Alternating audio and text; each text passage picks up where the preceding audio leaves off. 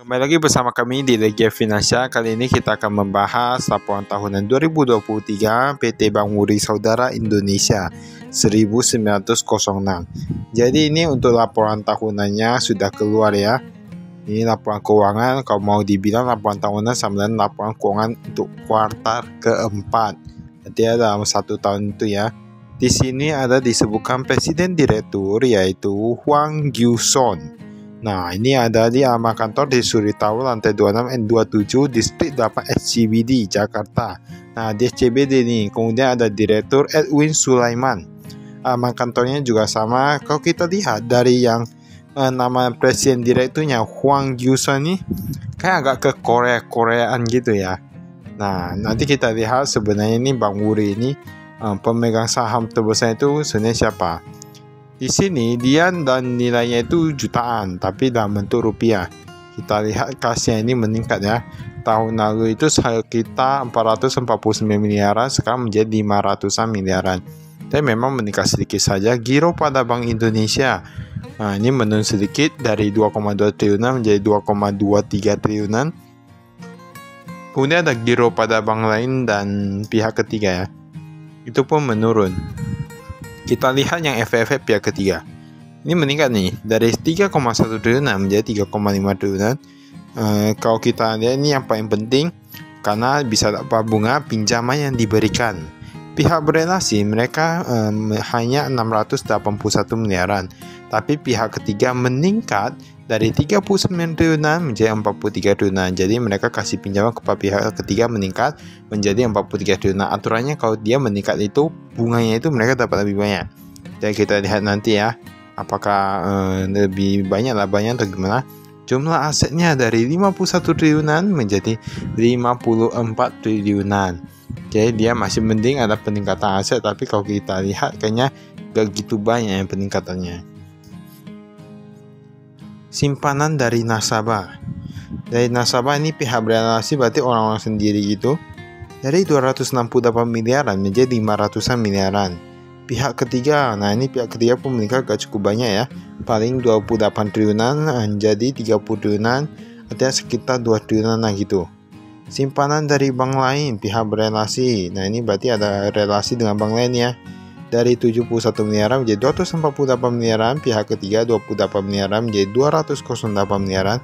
Hal ini menandakan apa? Artinya kalau dari yang pihak dari bank lain, apa yang ada peningkatan, entah karena ada produk keuangan atau gimana, atau deposito atau gimana ya. Di sini ada dikatakan jumlah liabilitasnya dari 41,5 triliunan menjadi 44,5 triliunan. Jadi artinya apa? Masih is okay karena liabilitasnya meningkat.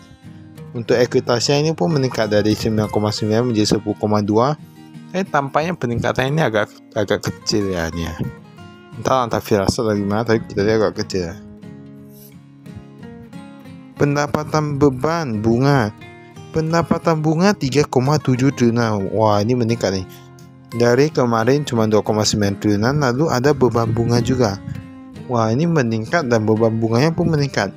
Dari 1,1 menjadi 2,1. Tapi presentasinya agak gitu kurang jadinya. Lihat dari sini pendapatan bunga bersih. Nah, baik gini lah. Pendapatan meningkat tapi malah pendapatan bunga bersih malah berkurang. Dari kemarin dapat 1,7 triliunan sekarang menjadi 1,6 triliunan. Berarti apa? Berarti karena beban bunganya itu banyak. Biasa bunga itu karena apa? Karena B-nya itu harus membayar bunga. Bisa juga karena bunga tabungan, bunga deposito, bunga produk keuangan, dan lain-lain. Ataupun bunga dari pinjaman dari bank lain. Nah, inilah harus dipertanyakan. Mereka terima pinjaman itu bunganya itu berapa? Nah, itulah yang harus dipertanyakan ya. Ini laba bersih tahun berjalan. 860 miliaran menjadi 697 miliaran. Hal ini menandakan ini terdapat penurunan keuntungan. Setahu kami kayaknya yang berkurang itu kemarin yang pernah kami lihat itu kayaknya bank apa itu ya? Bank syariah atau apa itu? Pokoknya dia ada syariah kayak BTP Syariah ya. Nah, kemudian ini ada juga yang berkurang ya. Ini Bank Wuri Saudara juga berkurang. Tapi kita lihat dulu niat yang aktivitas operasional. Mereka dapat 3,7 triliunan. Tapi beban bunganya mencapai 2 triliunan. Nah, 2 triliunan. Itu meningkat cukup banyak ya dari tahun lalu. sehingga mereka ATS operasional hanya menjadi minus 276 miliaran, padahal kemarin minus 88 miliaran, sedangkan sekarang menjadi minus 276 miliaran. Untuk yang aktivitas investasi kita ini ada plus karena mereka ada jual FFF dapat 397 miliaran. Dan ini yang kita sayangkan, tahun lalu mereka ada beli FFF itu cukup banyak triliunan, sekarang menjadi hanya miliaran gitu ya. Itu artinya potensi keuntungan artinya agak berkurang kalau misalnya FFF-nya udah dijual gitu ya, gak beli lagi. Jumlah kas dan stok kas ini ada dikatakan penempatan pada Bank Indonesia dan bank lain dan jangka waktu kurang dari 3 bulan atau 3 bulan dikatakan diklasifikasikan sebagai kas dan setara kas. Ini artinya apa? Berarti untuk yang seperti penempatan pada bank lain, pada Bank Indonesia yang misalnya jatuh temponya itu kurang dari 3 bulan ataupun kita bilang jangka pendek lah, is okay, jangka pendek itu mereka kategorikan sebagai kas dan setara kas. Lalu di sini dia ada peningkatan juga di kantor cabang, ada meningkat 2, kemudian yang lain-lain itu ada pengurangan ATM berkurang 3, kantor cabang meningkat 2. Nah ini apa kita lihat juga seharusnya untuk buat bank cabang itu perlu biaya. Tapi nanti sebenarnya perlu dilihat juga apakah pinjaman yang mereka peroleh itu untuk membangun bank cabang atau gimana. Tapi seharusnya dari laba pun udah bisa sih itu. Tapi nggak tahu juga lah ya. Tapi ini ada peningkatan juga untuk yang bank cabang. Presiden direktur ada Huang Gyuson seperti yang tadi. Kemudian ada ini yang 2023 sama 2022 ya. Ada direktur resiko dan kepatuhan merangkap sekretaris perusahaan. Wah, ini baru kami dengar. Pernah kali lihat sih sebenarnya. Kebanyakan perusahaan pakai sekretaris itu yang perempuan. Memang ada juga yang laki-laki, tapi agak jarang. Dan ini pun merangkap ini ya. Direktur resiko dan kepatuhan merangkap menjadi sekretaris perusahaan. Seharusnya orang yang dipercaya ini ya, Pak Wuryanto. Jadi ini pun untuk yang direktur resiko dan kepatuhan baru pertama kali kami lihat ya, ada direktur yang untuk bagian kayak gitu ya. Ada direktur TI, banyak lah nih direkturnya. Komite audit,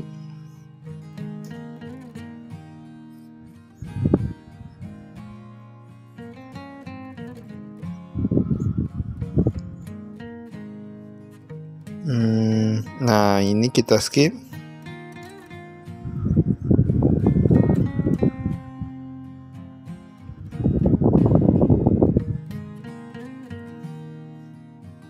Udah kelewat nih kayaknya.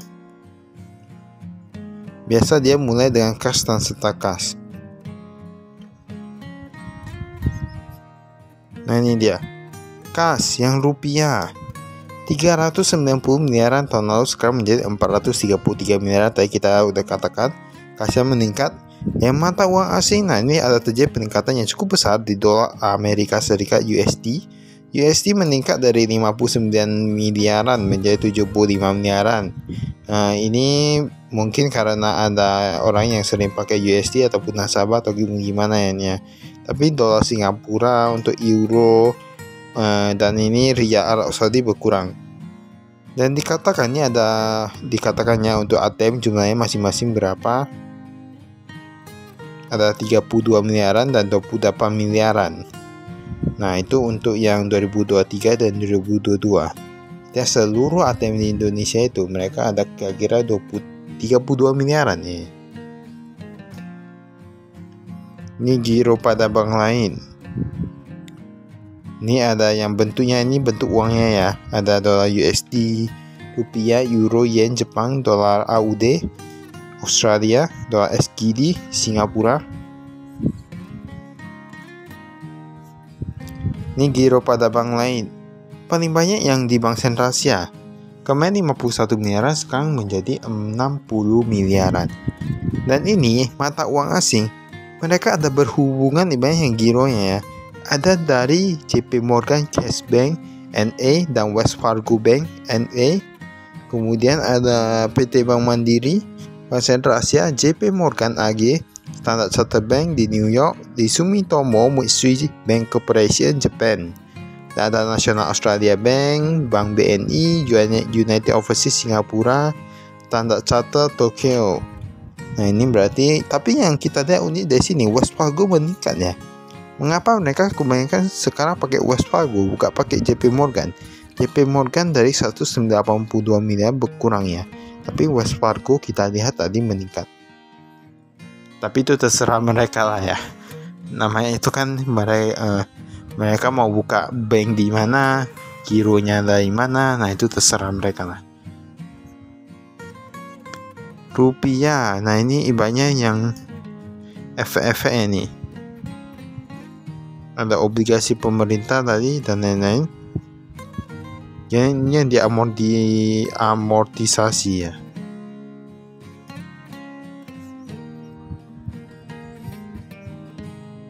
Diukur pada nilai wajar melalui penghasilan komprehensif lain. Ada website lagi pemerintah SKBDN. Totalnya pun meningkat nih. Dari 3,1 yang kita bilang tadi menjadi 3,5 ya.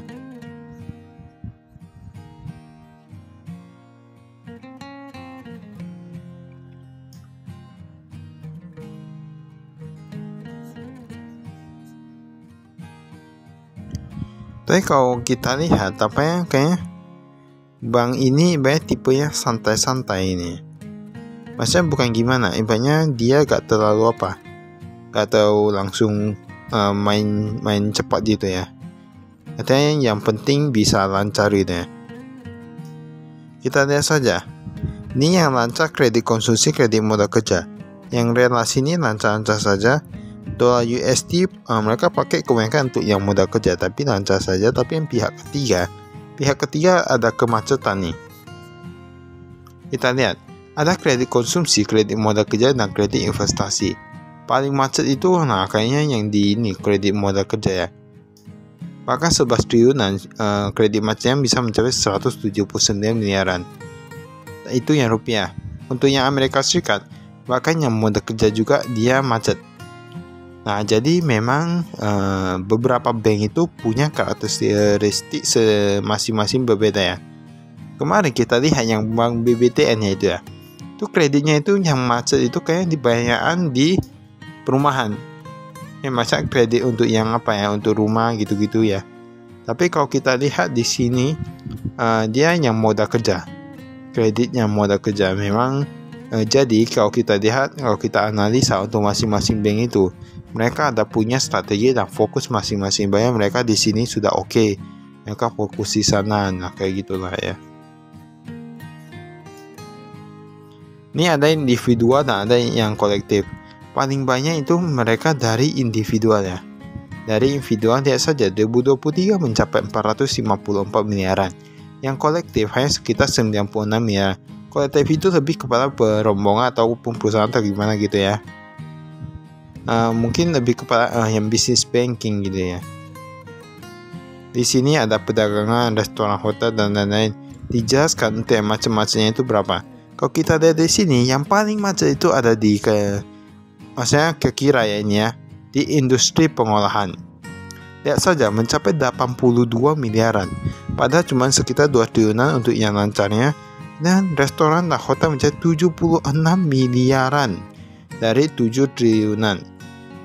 Ya kalau mau kita bilang kayak industri pengolahan lebih ya. Tapi setahu kami dulu biasanya yang macet itu kebanyakan restoran dan hotel sekarang sudah berubah ya. Menjadi industri pengolahan, apakah karena industri pengolahan sedang tidak baik-baik saja atau gimana, kurang tahu juga ya. Tapi bisnis konstruksi kan memang dari dulu kadang bisa macet juga ya.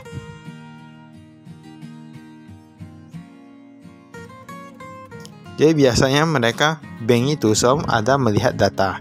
Kalau mereka lihat misalnya kalau di sini itu macetnya itu lebih parah, ya mereka cari yang lain. Fokusnya yang lain, banyak tawarkan yang lain, gak yang di modal kerja lagi. Nah, jadi mereka selalu ada yang kayak gitulah. Ini aset tetapnya bisa dilihat.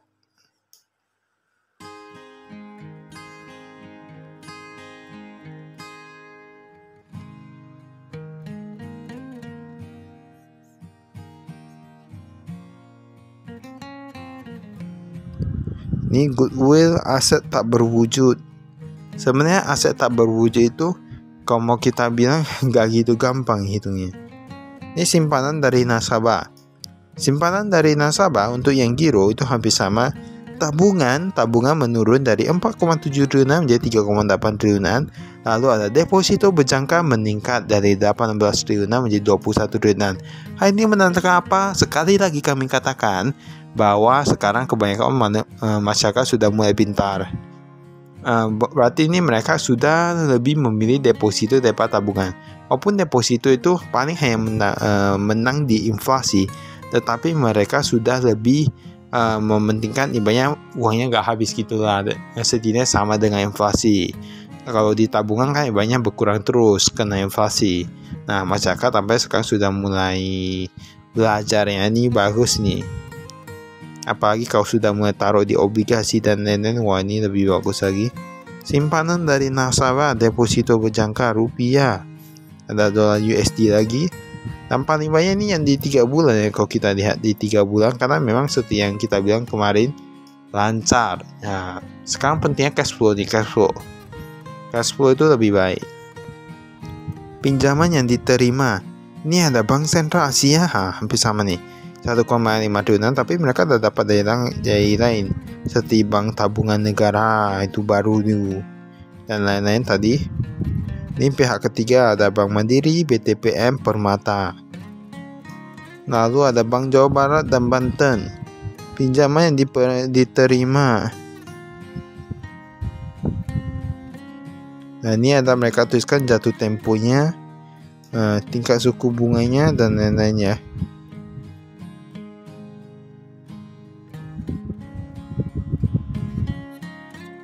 Ini untuk utang pajak yang kita skip.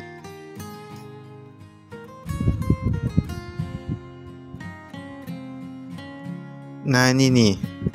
Nah, ternyata yang modal sahamnya ini untuk yang Bank Wuri Bank ini paling banyak dipegang oleh Wuri Bank sendiri, tapi dia ada di Korea. Kemudian mereka ada buka cabang di Indonesia, tapi mereka masih menjadi pemegang terbesar.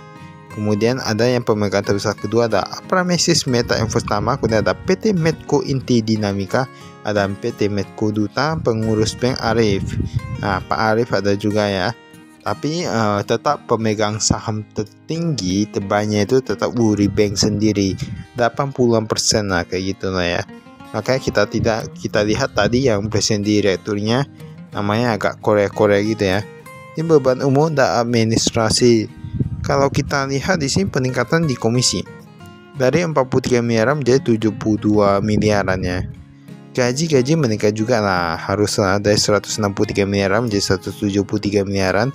Tunjangan lainnya meningkat, pendidikan menurun, bonus meningkat. Nah, tadi kita lihat laba perusahaannya, laba yang bank ini kan menurun ya, tapi bonusnya bisa meningkat loh. Entah karena mereka ada prestasi di bidang lainnya atau gimana ya. Ini ada dikata juga ada yang komisaris direksi dapat berapa miliaran tuh, banyak bonus gaji dan gitu lah, tunjangan gitu lah ya. Kemudian kita lihat segmen operasional. Nah, ini ada yang pensiunan, pegawai komersial, treasury, pendanaan, dan lain-lain.